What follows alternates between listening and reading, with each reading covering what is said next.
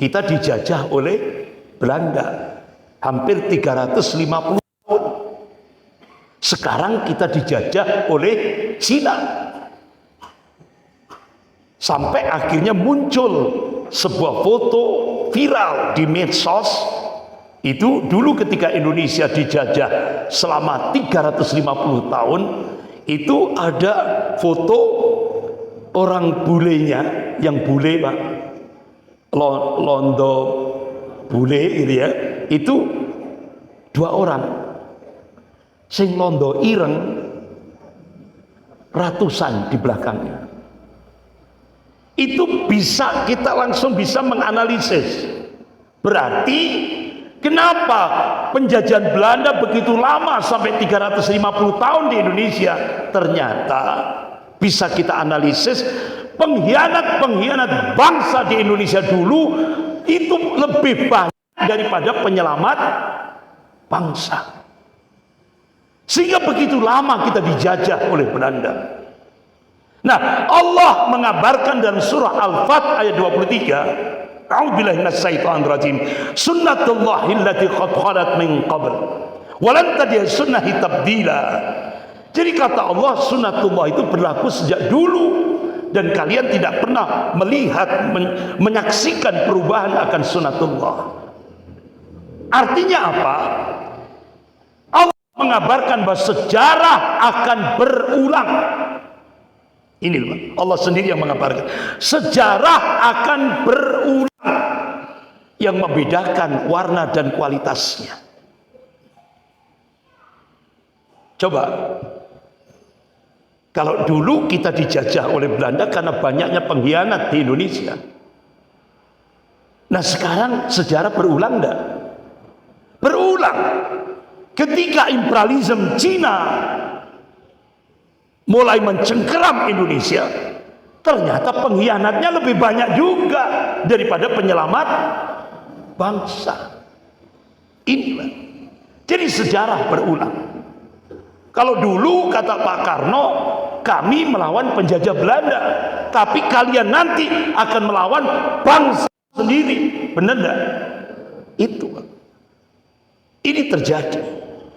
Nah, Bapak-bapak, Ibu-ibu yang dimuliakan Allah, ketika sekarang ya, kalau dulu Bapak-bapak, Ibu-ibu yang dimuliakan Allah, mungkin Bapak-bapak yang sepuh-sepuh ya kan, itu masih ingat dulu yang dimasukkan penjajah Belanda itu namanya Christian Snoephogronya, supaya dia bisa masuk ke jantungnya umat Islam.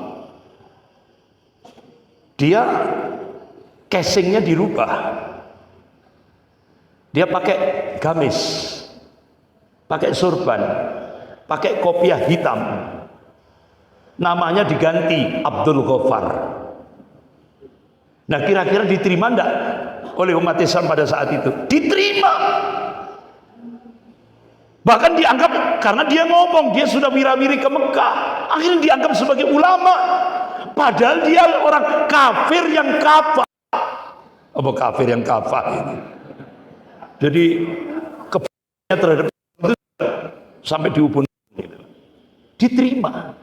Akhirnya apa yang terjadi? Christian Snoephogronya berhasil memeta umat Islam pada masa itu untuk melanggengkan penjajahan Belanda sampai 350 tahun. Apa kira-kira hasil pemetaan Christian Snoephogronya? Yang pertama, ternyata di Indonesia itu mayoritas itu Islam ritual. Mayoritas Islam ritual. Nah, kemudian ada lagi sedikit Pak, Islam sosial. Ini sudah mulai mengarah ke ekonomi. Ya. Nah sekarang Pak Haji Samsul bagian ekonomi Pak. Nah ini masuk kategori 2 ini Pak. Islam sosial. Paling sedikit dari sedikit, paling sedikit lagi Islam politik. Bagaimana akhirnya hasil pemetaan yang dilakukan, hasil riset Christian Snoephogronya diserahkan pada penjajah Belanda. Akhirnya apa policy yang dilakukan oleh penjajah untuk menghadapi Islam ritual? Penjajah Belanda memfasilitasi, mendukung, memberi bantuan. Jadi ke Islam ritual itu kan sholat, poso, zakat, haji, umroh. Selesai. Ini didukung oleh Belanda, didukung oleh penjajah, difasilitasi. Ini. Tapi begitu menghadapi Islam sosial, artinya dia sudah masuk wilayah ekonomi, ini harus diawasi. Kemana? Apakah dia melakukan perlawanan terhadap penjajah? Apa enggak? Dia sudah masuk wilayah ekonomi ini, apa digunakan untuk melakukan perlawanan terhadap kolonialisme pada saat itu? Diawasi. Tapi begitu masuk pada Islam politik, penjajah Belanda mengambil polisi, habisi sampai ke akar-akarnya. Inilah yang dialami oleh bapak-bapak, ibu-ibu kita dulu ketika masa dijajah oleh Belanda. Sehingga akhirnya bapak-bapak, ibu-ibu, kalau ada sebuah masjid gitu ya, itu kalau pas ulamanya atau kiainya atau ustadznya lagi kajian seperti ini, itu biasanya sing londo ireng itu ditaruh di pojokan sana. Ini kebetulan pojokan sana kosong. Jadi ditaruh di pojokan, dikasih meja seperti ini, terus dikasih tempat duduk. Kemudian akhirnya langsung ustadznya ceramah. Gitu. A'udzubillahi minasyaitonir rajim. Qala Allah Ta'ala fil kitabil aziz. Wal takum minkum ummatun yad'una ilal khair wa ya'muruna bil ma'ruf wa yanhauna 'anil munkar. Stop. Yang londo ireng tadi, stop. Jangan diteruskan ayat itu. Karena itu sangat berbahaya bagi penjajah Belanda. Amar ma'ruf nahi mungkar. Nah, ustadz ini tadi, kiainya itu rodok ndablek, Pak. Rodok nyalinya rodok berani. Wah, ini ditambahi lagi. Qala Rasulullah sallallahu alaihi wasallam, "Man ra'a minkum munkaran falyughayyir bi yadihi, fa illam yastati fa bi lisani, fa illam yastati fa bi qalbi, wa dzalika tawfinun." Langsung ditangkap ustadznya. Jelaskan ke penjara. Ini sejarah yang pernah dialami oleh bapak-bapak kita, ibu-ibu kita pada masa penjajahan Belanda. Seperti itu.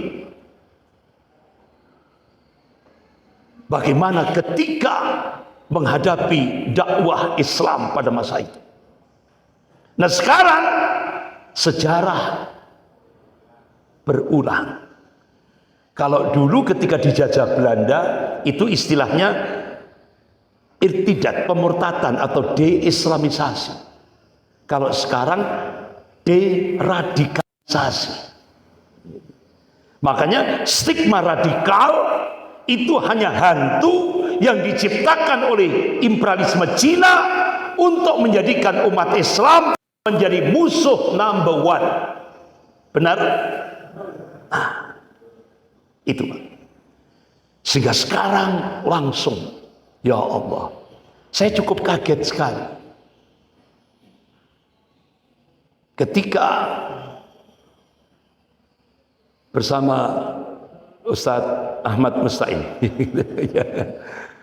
ketika kita diundang oleh mantan Panglima TNI, yaitu Bapak Jenderal Purnawiran Gatot Nurmantio di Surabaya. Ya Allah, tapi kita tidak boleh menyampaikan ke publik, Pak. Tidak boleh. Yang penting permintaan beliau, Ustadz, sampaikan di tengah-tengah umat Islam. Umat Islam wajib bersatu.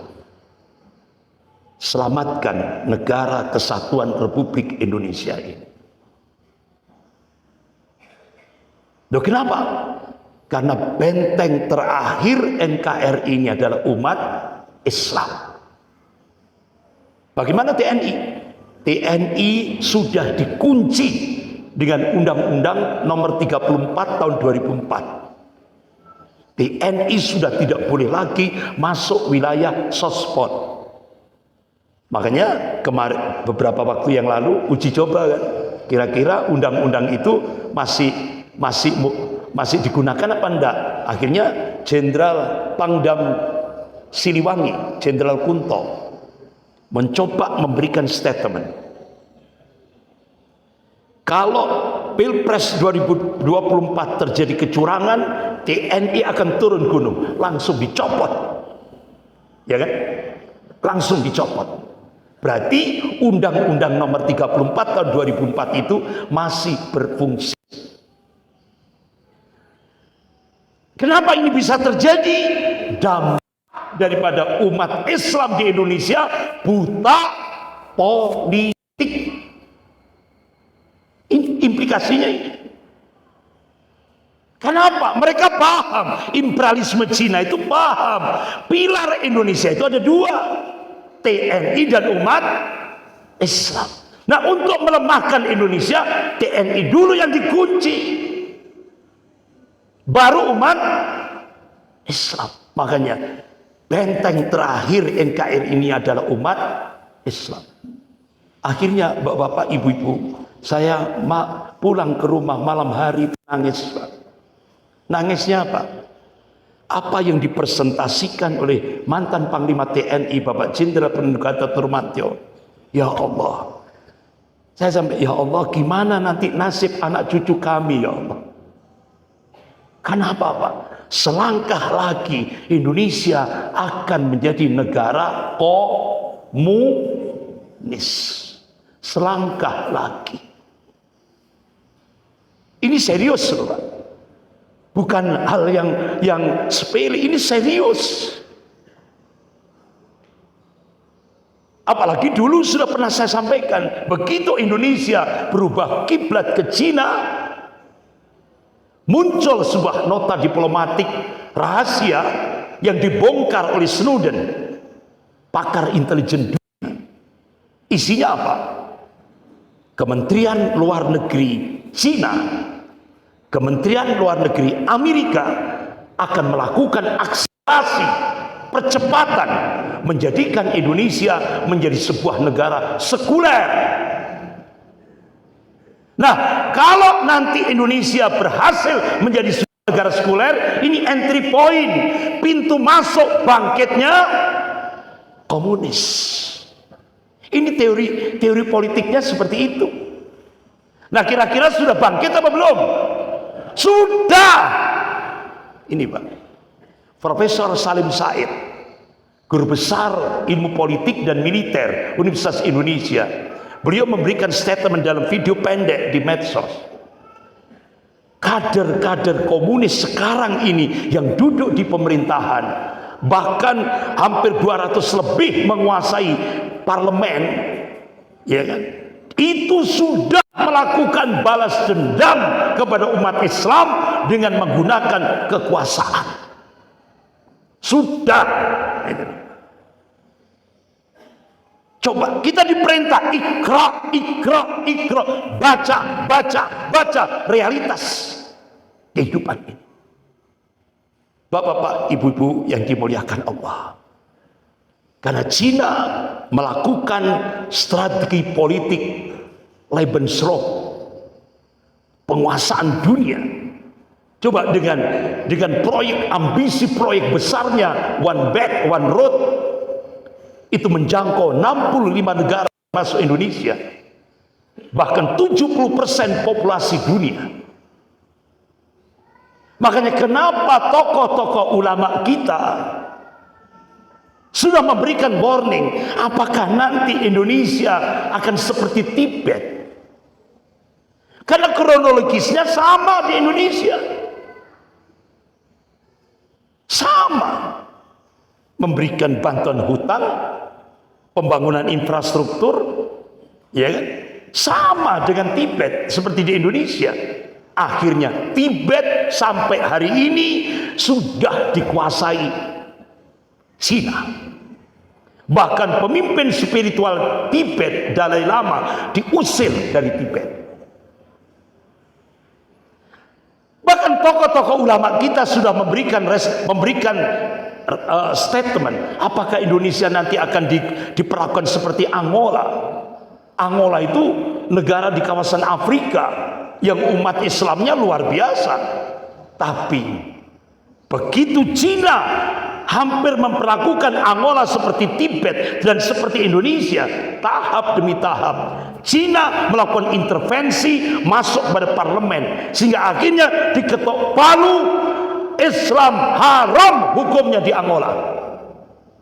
Satu-satunya negara seluruh dunia yang mengharamkan Islam di Angola, mengharamkan Islam ada di Angola sampai hari ini. Sehingga ribuan masjid dihancurkan,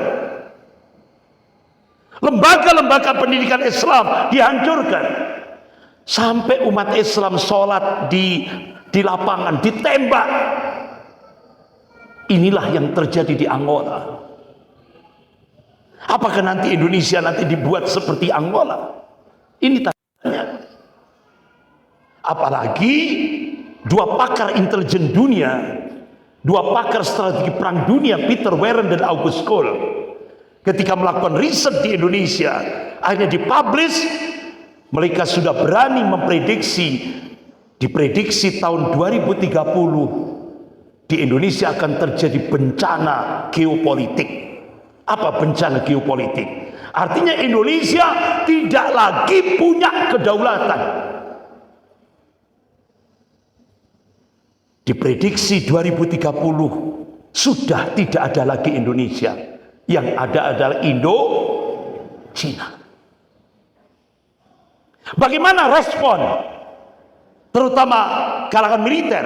Langsung hasil riset itu direspon oleh dua mantan Panglima TNI. Yang pertama Jenderal Purnawirawan Djoko Santoso, sudah meninggal beliau. Yang kedua Jenderal Purnawirawan Gatot Nurmantio. Beliau merespon hasil riset itu. Beliau sampai memberikan statement di media, bisa jadi lebih cepat dari tahun 2030. Karena apa? Cina melakukan strategi apa yang Lebensraum tadi itu dengan yang sering kita dengar itu one country, two system. Satu negara, dua sistem. Elaborasi sosialisme, komunisme, dan kapitalisme, sekularisme. Ini dimasukkan ke Indonesia. Tapi semuanya ditopang oleh TM, Tentara Merah. Sudah terjadi? Sudah. Bahkan Wakil Perdana Menteri Cina Liu Yangdong hari Rabu tanggal 27 Mei 2015 di Auditorium FISIP Universitas Indonesia, beliau pidato konsekuensi Indonesia mendapatkan bantuan hutang tahap pertama 647 triliun. Ada tentunya tidak ada istilah freelance, makan siang gratis, tidak ada. Ada take and give. Syarat yang pertama, agama harus dipinggirkan dan kehidupan berbangsa dan bernegara. Yang kedua, Indonesia harus menjadi negara sekuler. Ketika agama sudah dipinggirkan. Kemudian syarat yang kedua, 10 juta rakyat Cina daratan wajib masuk ke Indonesia dengan target tahun 2020 harus sudah memenuhi 10 juta. Sampai akhirnya Menkominfo yang baru mengekspos. Nah, ini jumlah di data kependudukan ada 300 sekian puluh juta. Padahal penduduk Indonesia itu 270 juta. Loh, kok ada kelebihan 65 juta? Astagfirullah. Padahal konsep tadi, perjanjiannya tadi 10 juta yang masuk ke Indonesia. Loh ini kok ada data kependudukan kok jumlahnya 65 juta. Astagfirullah. Ini jadi geger nasional. Kalau kita buka sejarah, Yahudi masuk Palestina tahun 1917 lewat penjajah Inggris, itu cuma 100 orang. Kira-kira sekarang, dulu dia jadi pengungsi, sekarang penguasa. Bahkan semua provinsi Palestina semua dikuasai kecuali satu, Gaza, Palestina, yang bisa dikendalikan oleh rezim Zionisme Yahudi Israel. Palestina 100 orang pertama, Indonesia 10 juta. Kita bisa membayangkan itu. Nah ini. Oleh karena itu Profesor Nazaruddin Samsudin, guru besar ilmu politik Universitas Indonesia, tidak menutup kemungkinan ke depan Indonesia akan dijadikan Singapura kedua. Apa Singapura kedua? Kita ingat, Singapura itu dulu 95% Muslim Melayu. Sekarang berapa? Tinggal 15%. Pribumi minggir, Cina yang berkuasa. Nah, Profesor Nazaruddin Samsudin ini melakukan riset, tidak menutup kemungkinan ke depan Indonesia akan seperti Singapura kedua. Nah, bapak-bapak, ibu-ibu yang dimuliakan Allah, inilah coba tadi dalam aspek din agama, saya cukup kaget. Sekarang di Jawa Timur, contoh sampel di Universitas Brawijaya, ospek ribuan mahasiswa Universitas Brawijaya kemarin ini, beberapa minggu yang kemarin.